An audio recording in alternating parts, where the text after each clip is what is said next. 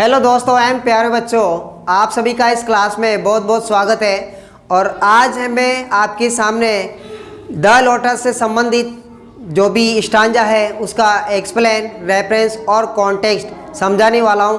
तो आपसे रिक्वेस्ट है कि इसको सही ढंग से समझें और इसको ध्यान से पढ़ें। आपके सामने स्टांजा नंबर फर्स्ट, तो love came to Flora asking for a flower that would of flowers be undisputed queen.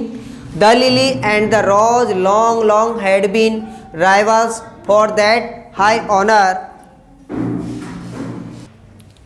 तो देखिए, इसको समझना आपके लिए बहुत ज़रूरी है क्योंकि इस प्रकार का सवाल आपके एग्जाम में पूछा जाना है। तो इसको किस प्रकार से हल करेंगे, तो आपकी इसको समझने से पहले, इस स्टांजा को समझने से पहले आपको इससे पहले वाली जो क्लास थी उसको देखना ज़रूरी है क्योंकि उसके बिना आपको ये समझ में आने वाला नहीं है। तो इस क्लास को देखने से पहले आपको इससे पहले वाली क्लास को ज़रूर देखना है। तो इसका बेसिक आपको समझना है, फिर उसके बाद में इस क्लास को ध्यान से देखना है। तो आपके 100% समझ में आने वाली है और परीक्षा में जो भी आपके क्वेश्चन आने वाला है वो इसी टाइप से आने वाला है। जो क्वेश्चन पूछने वाला है वो रेफरेंस, कॉन्टेक्स्ट और एक्सप्लेनेशन का पूछने वाला है। तो ध्यान से समझिएगा इसको। Love came to Flora asking for a flower. जो प्रेम के देवता क्यूपिड है वो फ्लोरा, फूलों की देवी के पास में आते हैं और क्या मांगते हैं? एक फूल मांगते हैं। That would of flowers be undisputed queen.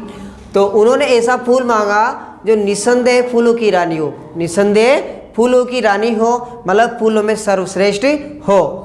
देखो आगे, the lily and the rose long had been rivals for that high honour. इसमें कहा गया है, कवि ये समझा रहा है हमें, जो तोरुदत्त है, तोरुदत्त कवित्री है, वो हमें ये समझा रही है कि जो आपका जो लिली और रोज है, लिली का फूल और गुलाब का फूल है, वो लंबे समय से उच्च हाई प्राप्त, मतलब ऊंचा सम्मान प्राप्त करने के लिए एक दूसरे के क्या है? प्रतिद्वंदी है। उन दोनों में क्या हो रहा है? संघर्ष चल रहा है। तो आपको इस प्रकार से, ये आपकी फर्स्ट स्टांजा का हिंदी ट्रांसलेट है। अब इसका रेफरेंस कैसे बनाना है, कॉन्टेक्स्ट कैसे लिखना है और एक्सप्लेनेशन कैसे करना है, तो स्टेप बाय स्टेप आपके सामने देखिए।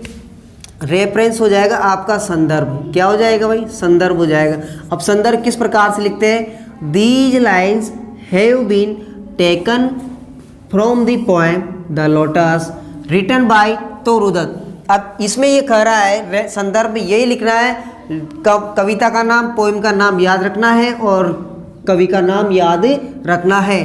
तो यहाँ पे देखिए कि ये पंक्तियाँ द लोटस कविता से ली गई है और इसको लिखने वाला कौन है? तोरुदत्त। ये किसके द्वारा लिखा गया है? तोरुदत्त के द्वारा लिखी गई है। जो आपका द लोटस है ये तोरुदत्त के द्वारा लिखी गई है। तो ध्यान दीजिएगा, आपके सामने कॉन्टेक्स्ट, कॉन्टेक्स्ट को किस प्रकार से लिखेंगे? कॉन्टेक्स्ट होता है आपका प्रसंग। क्या होता है? प्रसंग होता है। अब प्रसंग में वो चीज़ें लिखनी होती है जिसमें आपकी जो स्टांजा है उसमें क्या बातें निकल के आ रही है, उससे हमें कवि क्या बताना चाहता है। तो ये ध्यान दीजिएगा। In these lines the poet describe. इन लाइनों में कवि वर्णन करता है, कवि वर्णन करता है डिस्क्राइब द लव डिजायर। देखो, कवि वर्णन करता है जो प्रेम के देवता क्यूपिड है उनकी इच्छा का वर्णन करता है, उनकी इच्छा का वर्णन करता है, उनकी कामना का वर्णन करता है। टू गेट, प्राप्त करने के, भाई वो क्या प्राप्त करना चाहते हैं? क्या चाहते हैं वो? द मोस्ट ब्यूटीफुल फ्लावर, जो आपको सबसे सुंदर फूल, सबसे सुंदर फूल। And the rivalry, and the rivalry. देखो, कविता इस लाइनों में कवि वर्णन करता है किसका? प्रेम के देवता क्यूपिड की जो इच्छा है अच्छे फूल प्राप्त करने की, सुंदर फूल प्राप्त करने की, और the rivalry of the lily and the rose to get the title of the best flower. और जो आपके लिली और गुलाब का फूल है वो बेस्ट फ्लावर का खिताब, बेस्ट फ्लावर का खिताब जीतने के लिए, प्राप्त करने के लिए, वह दोनों क्या है? एक दूसरे के राइवलरी है, एक दूसरे के प्रतिद्वंदी है। तो इस प्रकार से आपका ये कॉन्टेक्स्ट हुआ है। तो इस प्रकार से आपको एग्जाम में कॉन्टेक्स्ट लिखना है, रेफरेंस लिखना है। अगर आपने क्लास को अच्छी तरह से ध्यान से समझा है, समझ में आ रहा है, तो इसको लाइक और शेयर कीजिएगा। तो देखिए आगे, तो ये था आपका कॉन्टेक्स्ट और ये था आपका रेफरेंस। तो उम्मीद करता हूँ आपको ये अच्छी तरह से समझ में आया होगा। तो देखिए आगे, एक्सप्लेनेशन। अब एक्सप्लेनेशन क्या कहता है? आपके एक्सप्लेनेशन हो जाएगी व्याख्या। अब व्याख्या में क्या होगा भाई, ये है आपकी व्याख्या। अब व्याख्या किस प्रकार से लिखोगे, तो आपने जिस प्रकार से इसका हिंदी ट्रांसलेट सीखा है, हिंदी ट्रांसलेट पढ़ा है, अगर आपको इसका हिंदी ट्रांसलेट थोड़ा बहुत भी आता है तो आप इसको बना सकते हो।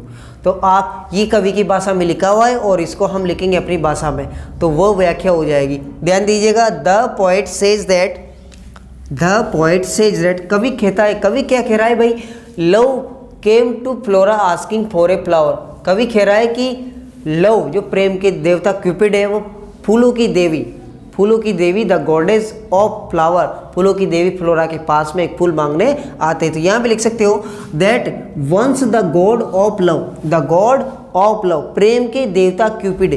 प्रेम के देवता कौन है भाई, क्यूपिड है। प्रेम के देवता कौन है, क्यूपिड है। प्रेम के देवता क्यूपिड एक बार केम टू फ्लोरा, फ्लोरा के पास आया भाई, प्रेम के देवता फ्लोरा के पास आते हैं। And asked for such a flower that, और उन्होंने एक ऐसे फूल की मांग की, ऐसे फूल के लिए पूछा, दैट, जो शुड होना चाहिए, अनडप्टेडली, अनडप्टेडली मतलब निसंदेही, निसंदेही, उसमें कोई संदेह नहीं होना चाहिए। द मोस्ट ब्यूटीफुल फ्लावर, वो निसंदेही क्या हो, निर्विवाद निसंदेही क्या हो, मोस्ट ब्यूटीफुल फ्लावर, सबसे सुंदर फूल हो भाई। सिंस, चूंकि जब से, द डिस्प्यूट स्टार्टेड, जब से उन दोनों में झगड़ा स्टार्ट हुआ है, इसमें द लिली ऑफ द रोज में झगड़ा स्टार्ट हुआ है, डिस्प्यूट हो जाएगा, विवाद स्टार्ट हुआ है, स्टार्ट हो रहा है मतलब शुरू हुआ है। The lily flower and the rose flower had been rivals to get the title of the best flower for a very very long time. तो कवि हमें बताना चाहता है, तो यहाँ पे देखो, the lily and the rose long long had been rivals for that high honour. तो ये बता रहा है कि जो लिली एंड द रोज है वो लंबे लंबे समय से क्या है, एक दूसरे के प्रतिद्वंदी है कि वो ऊंचा सम्मान प्राप्त करने के लिए, सर्वश्रेष्ठ फूल का खिताब पाने के लिए, तो वो दोनों क्या है, एक दूसरे के प्रतिद्वंदी, उन दोनों में संघर्ष चल रहा है। तो ये थी आपकी एक्सप्लेनेशन। तो उम्मीद करता हूँ आपको ये क्लास अच्छी लगी होगी। अब फिर मिलते हैं आपको अगले क्लास में। क्लास को देखने के लिए बहुत बहुत धन्यवाद। क्लास अच्छी लगी तो लाइक और शेयर जरूर करना है।